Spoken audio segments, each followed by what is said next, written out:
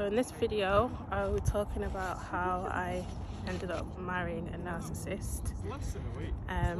So I'm not here to try and sound like a victim or anything like that. It's just to explain how everything happened. You know, everything has a beginning.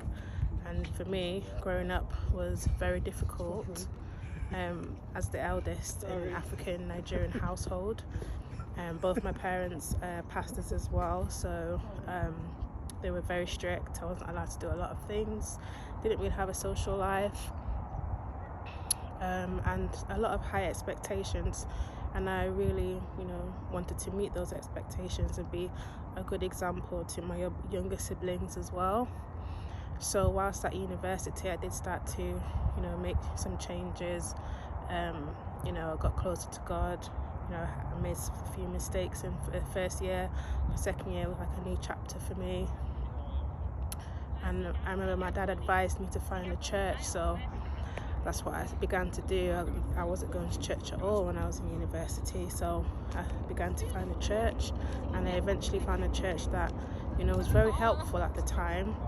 But once I graduated from university, they wanted me to stay behind, which I felt obliged to do because they'd helped me through quite a lot in university. So I moved back to Manchester, and my pastor would call me quite often,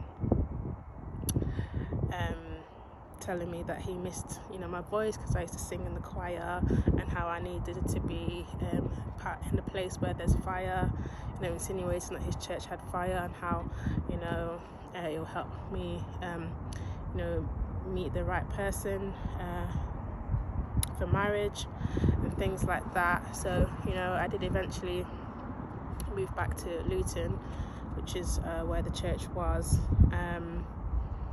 and I just noticed that things were quite different. It was more cold, and there's a lot of conspiracies on people. People were distrusting of others. A lot of people were demonized and accused of being sent by the devil to close the church down.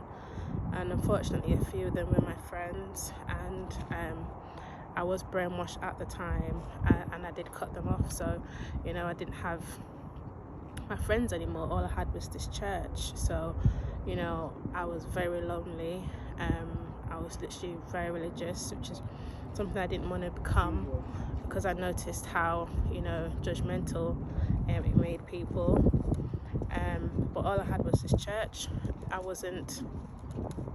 didn't have a social life. Like, it was really lonely, it was really hard. And I remember one particular Sunday,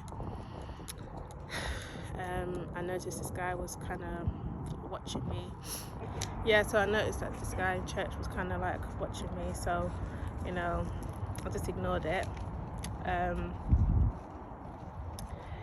Because like I wasn't really dating people.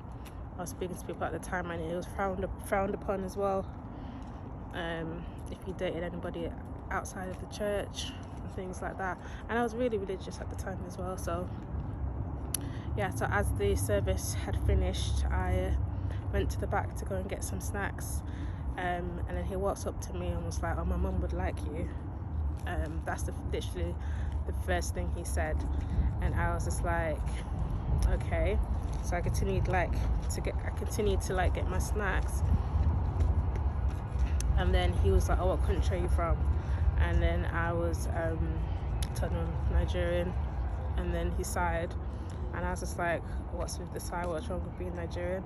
And then he was just like, "Oh, there's nothing wrong, but my mum would still like you." And I was just right, okay. And then we told each other our names.